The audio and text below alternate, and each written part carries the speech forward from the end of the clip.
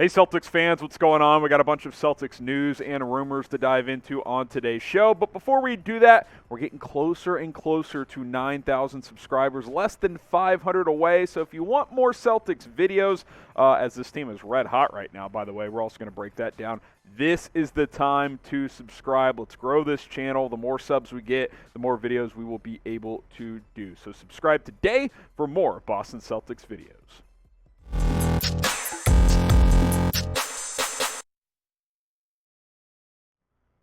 You're watching Celtics Today by Chat Sports. I am Harrison Graham. Appreciate you guys for clicking on this video. There's some juicy Zion Williamson rumors floating around the NBA. Not specifically Celtics related, but we're going to connect the dots here because there's a lot of momentum to a potential offseason trade for Zion for a couple of reasons. One, he has not played at all this year due to that foot injury. And two, there's been some buzz. You know, his family members came out last offseason and said, I don't know if long-term New Orleans is the best fit for him. He's been out of shape. Maybe, just maybe, a split between New Orleans and Zion could be on the horizon, especially if he doesn't play at all this year. And if you're a team like the Boston Celtics, one of the staple franchises in the NBA, you'd be foolish to not at least inquire about the possibility of getting him. Now, Diego Virgil de Diaz also had this to say when it comes to this possibility. Quote, if indeed Williamson joined the Beantown Boys in the offseason, the eyeballs and pressure may dwindle as he would be second fiddle behind Duke superstar Jason Tatum. It would be better if Jaylen Brown would still be with the Celtics if they execute this trade, but he would likely be part of the deal. Tatum and Brown have consistently expressed their willingness to stay together long term, but the front office could go in another direction if they fail to achieve another deep playoff run this season. And while the latter part of that is true, at this point, splitting up Tatum and Brown is kind of a non-starter for a guy like Zion. Not that Zion isn't an incredible talent and isn't an individually better player than Jaylen Brown when healthy. The problem is he hasn't been able to stay healthy throughout his career. He's only played in 85 games in his entire career, and this is year 3 for him. Now, last year he was awesome. He played most of last year, and he looked like a top 10 player in the NBA. 27 points, over 7 rebounds, almost 4 assists per game. The field goal percentage off the charts. The pure athleticism this guy brings you is scary to stop, but I think there's a reason that people worry about this guy long term. Does his body type hold up over a 10 or 15 year career? I don't know. I think that's a fair question, and I think that's a fair concern when it comes to Zion Williamson. Now, what I would say is if you could trade for Zion, maybe the trade value is a little lower without giving up Tatum and Brown. That would be lethal to have that trio in Boston. Like if Jaylen Brown becomes your third best player, you got Tatum, Zion, and Brown. That's a tough trio. That'd be pretty tough to stop for opposing defenses. So it's interesting. I think Zion's a name to watch across the NBA this offseason. Does he want out of New Orleans? Is New Orleans willing to ship him out? How much can they get for him? I don't really know what his trade value will end up being. I assume the Pelicans are going to want a lot, but we'll have to wait and see. If you get what we saw last year out of Zion, you're getting a superstar player in the NBA. So should the Celtics consider trading for Zion? Again, I would only do it if it's not Tatum or Brown involved in the deal. Type T for trade, type P for pass. Should the Boston Celtics consider trading for Zion Williamson?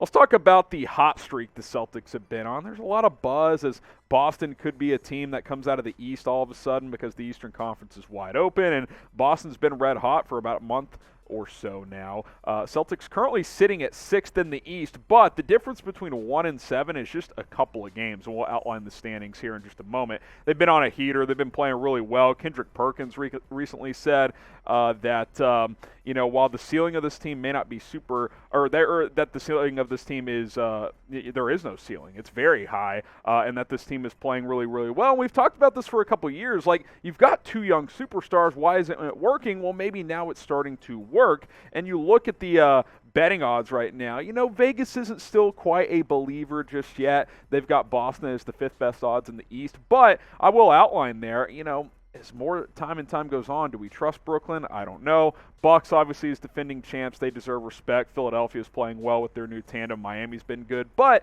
I think all 5 of those teams could emerge out of the Eastern Conference. And as of late, Boston's been playing as well as any of them, if not better than the rest of this group. Here's what Kendrick Perkins had to say about Boston recently. When you look at the Celtics, they're not lacking anything right now. And right now, I love the cohesiveness. I love the chemistry. I love everything about what's going on with them. If they keep this up, they could go a little bit higher in the rankings, but it's definitely going to be hard, but it's definitely going to be doable for them to compete to come out of the East. And look, the Eastern Conference, guys, is wide open. It is wide open. I think there's real question marks around Brooklyn. Sure, when Kevin Durant comes back, and if Kyrie becomes a full-time player based if the New York vaccination laws open up, which it sounds like they're going to, yeah, they're a force to be reckoned with. But that doesn't mean they're just going to run away with this thing. You look at the standings here.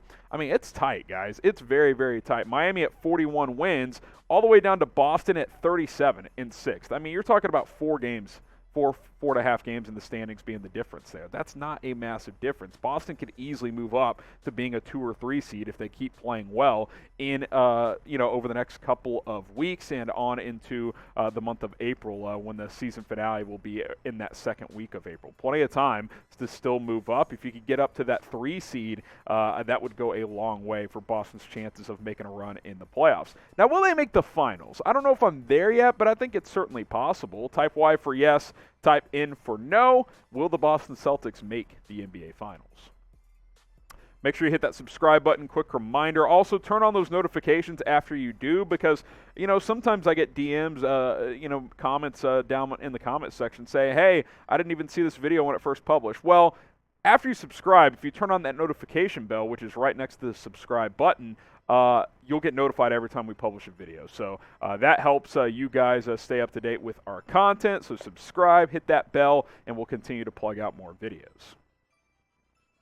A little bit of news here on Celtics Today by Chat Sports. They have signed Matt Ryan, not the quarterback, a two-way player who's been spending time with the G League. He's now been elevated to, like I said, a two-way contract, been playing for Grand Rapids, that G League team there. Celtics do have one roster spot left to fill, but not Matty Ice, although he did come from Grand Rapids. It is cold up there. But he joins on board on a two-way contract as Boston, continues to kind of maneuver this roster coming out of the trade deadline when they obviously moved a lot of pieces. Now in the G League, he's played well this year. 19 points, 3.5 rebounds, over 2 assists per game. Not the best field goal percentage, but he's certainly been getting a lot of minutes and been getting some decent playing time as well. So we'll see if Matt Ryan will get to get some run with Boston, maybe on some load management type of nights. We get to see him play for the Celtics, but obviously a huge deal for him to get onto a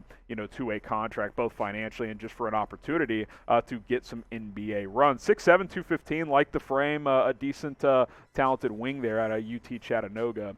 We'll see, again, how that plays out. But he's on a two-way contract with Boston. We'll see how he fits into the fold over the rest of the season. Obviously wouldn't expect a major role or anything like that, but an opportunity to show what he's got at the big level. All right, name a player the Celtics should sign. Remember, one more roster spot if they want to fill that. Obviously the buyout market deadline has come and passed, so I don't that ship has sailed, but I think in general, Boston, should be feeling pretty good about where their roster is at. They could certainly explore guys. I saw Isaiah Thomas signed a 10-day with somebody. I think Charlotte is who he ended up signing with.